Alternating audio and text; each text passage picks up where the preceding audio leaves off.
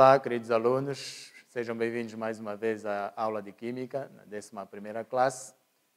Hoje vamos começar uma unidade nova. Eu espero que vocês aproveitem bastante, porque até é uma unidade bastante divertida, que tem a ver com coisas do nosso dia a dia. Hoje vamos começar o tema que fala sobre eletroquímica. Mas, primeiro, devemos esclarecer alguns conceitos, não é? E, para tal, o tema de hoje vai ser oxidação, redução e número de oxidação.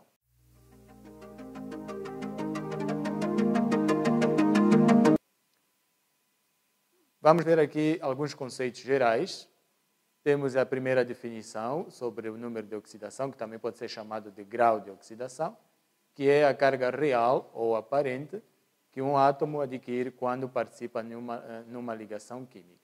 A carga real, se ele for um íon. Carga aparente, se for, por exemplo, numa ligação covalente. O processo de oxidação é aquele processo que tem a ver com a perda de eletrões por parte de uma espécie química, que pode ser átomo, molécula ou íon, o qual é identificado ou reconhecido pelo aumento, então, do NOx, que significa número de oxidação. Ou seja, quando uma espécie verifica o aumento do seu número de oxidação, diz-se que ocorreu oxidação. Se ocorrer o oposto, se o número de oxidação diminuir, vamos dizer que ocorreu redução. Então, temos aí também o conceito de redução, que é o processo que tem a ver com o ganho de eletrões por parte de um átomo, molécula ou íon, que também é identificado pela diminuição do NOx, nesse caso, do número de oxidação.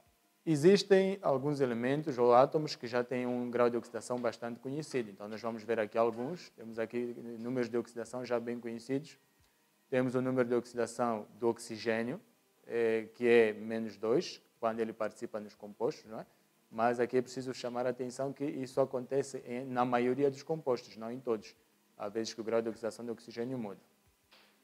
No caso do hidrogênio, o grau de oxidação ou o número de oxidação, na maioria das vezes, é +1, portanto também já é bem conhecido. Os halogênios, que são os elementos do grupo 17 da tabela periódica, têm um grau de oxidação -1, embora ele possa variar em alguns momentos. Os metais alcalinos, que estão lá no grupo 1 da tabela periódica, têm um número de oxidação igual a +1. E os metais alcalinos terrosos, os do grupo 2, têm um grau de oxidação, ou um número de oxidação de +2. Portanto, esses valores já são bem conhecidos e, através deles, nós podemos determinar o número de oxidação de outros elementos. Mas, para isso, devemos cumprir algumas regras que vamos ver a seguir. Então, temos aqui regras para a atribuição do NOx, ou número de oxidação. A primeira regra diz que, para qualquer substância elementar, o número de oxidação é sempre igual a 0. Ou seja, se tratar de uma substância não composta, uma substância simples, não teremos dificuldade, pois o número de oxidação é 0. Então, temos aí o exemplo do oxigênio, que está presente na molécula O2 e na molécula O3. Portanto, são duas moléculas elementares. Nesse caso, o número de oxidação do oxigênio passa a ser 0. Para um íon monoatômico, nesse caso um íon constituído apenas por um átomo, o número de oxidação vai ser igual à própria carga do íon. Não é? Portanto, já não será igual a 0, será igual à carga do íon, que poderá ser positiva ou negativa. Temos ali dois exemplos. O caso do íon férrico, é representado pelo símbolo Fe expoente +3. Então, essa carga +3 será mesmo o próprio número de oxidação do ferro. Portanto, no íon férrico, o número de oxidação é +3. E no íon sulfureto, que está aí representado por S elevado a -2, o número de oxidação é o próprio -2. Portanto, o número de oxidação é a própria carga do íon monoatômico. Quando estivermos perante um composto ou uma substância composta neutra, não é? Devemos lembrar que a soma dos números de oxidação dos átomos que estão presentes deverá ser sempre igual a 0. A soma dos números de oxidação dos átomos presentes num composto neutro é sempre igual a 0.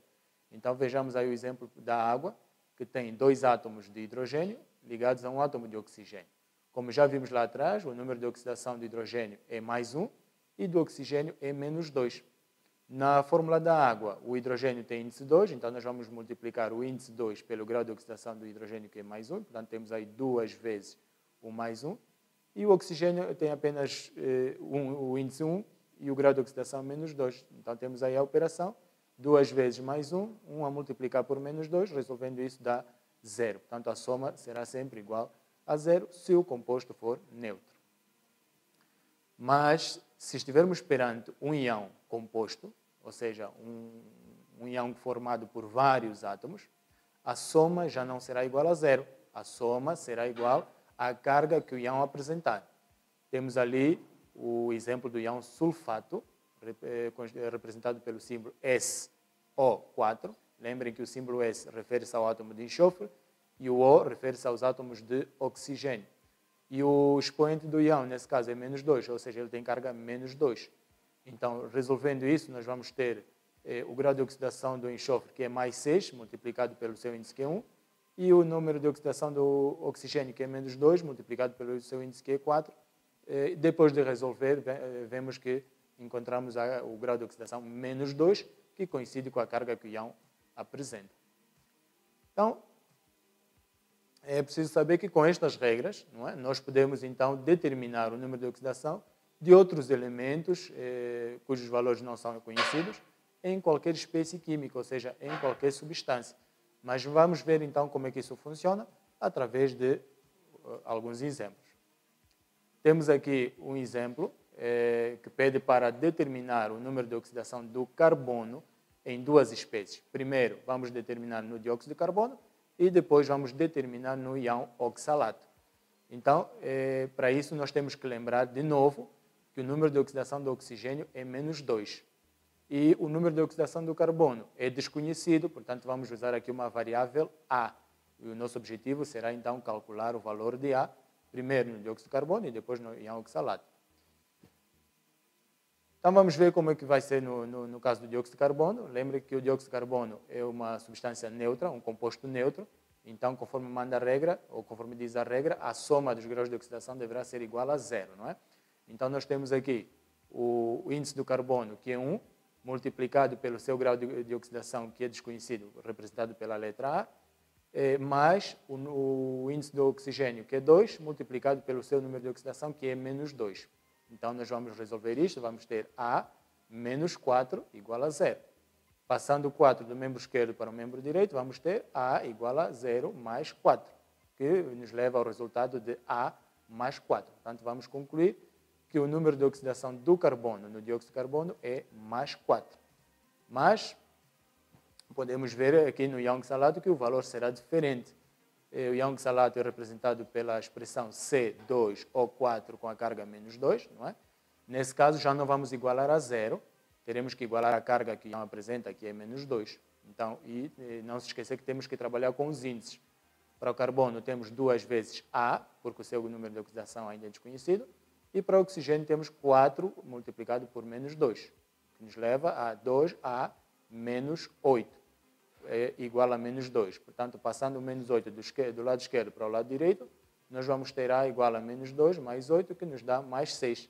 Isolando A, vamos ter A igual a mais 6 sobre 2, que dá mais 3. Portanto, o número de oxidação do carbono, aqui no íon oxalato, é mais 3. Portanto, vocês podem ver, a partir deste exemplo, que um elemento químico pode apresentar vários graus de oxidação, isso dependendo da espécie onde ele estiver presente. Então, para vocês participarem, tem alguns exercícios aqui preparados para vocês e outros lá no livro. Então, treinem e, se houver alguma dúvida, estamos à vossa espera nas vias que vocês já conhecem. Até breve!